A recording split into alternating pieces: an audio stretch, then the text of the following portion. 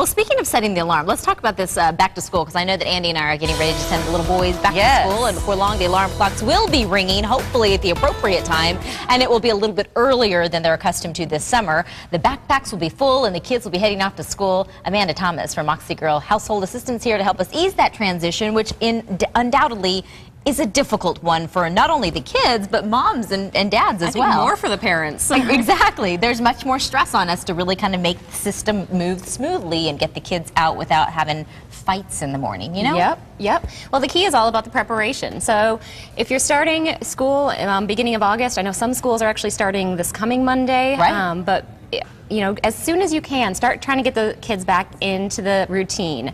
Getting them to bed early, limiting their Facebook time or their computer time at night, taking the computers out of the room so they're not staying up too late. Right. So that way they can actually start getting up early, and that first day of school won't be such a shock to them. I know. There's always the excitement of the first day of school. It's really like the second day of school that all the drama really begins. But you've got some real good tips, and they start with basically preparation with our clothes. Yeah, it's preparation across the board. So that first day of school, the night before, make sure that your kids have their outfits laid out.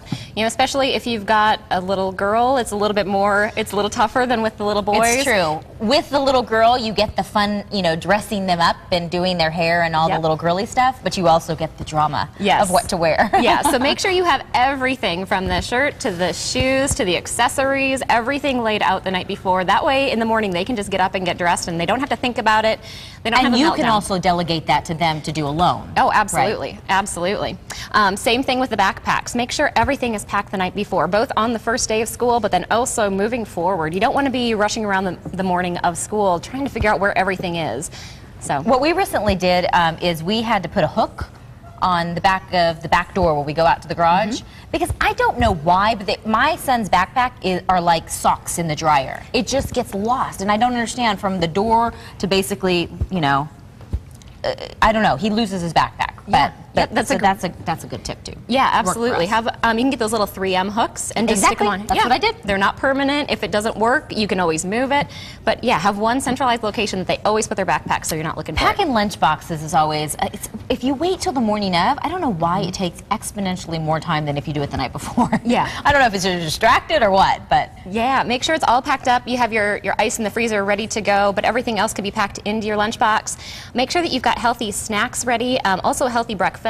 Things to remember, and that we see a lot with our clients working in their homes, make sure your kids aren't getting too much sugar in the morning. So look for quick and easy options like granola bars that are lower in sugar and more higher with nuts and whole grains. Okay. Just have those options ready for them. Sometimes I like to actually pack one in the backpack that doesn't go in the lunchbox, because he can't even make it like home without saying I'm starving. Yeah. So yeah, that's another little tip. Yeah, and then the final thing is just our family calendar. Make sure that you have one of these by the door, right by where you keep the backpack is great. That way when your kids get home, it can be their job each day to take out any papers that need to be signed and just stick them right on the board for you. So really, it doesn't have to be anything fancy, as we see here. You just kind of write the first day of school in. I know that in the past, we've also heard here on Sonora Living that having each child be a different color really works, right? It sure does. Yeah, you can get the dry erase markers in lots of different colors. Have your kids pick which color's their favorite that they want to do, as long as it's not going to cause a meltdown over those choices. But yeah, if you have them colored in, that way you know real easily which child has something going on that day. And when we talk about preparation, I know we've talked about this before, that on the first day of school, Mom and Dad always like to take lots of pictures.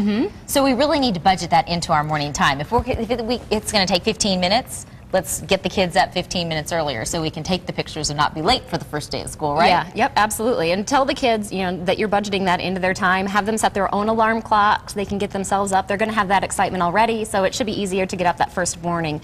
But again, get them into that routine early, so that way it makes the first week of school a lot easier. A lot easier. A lot easier.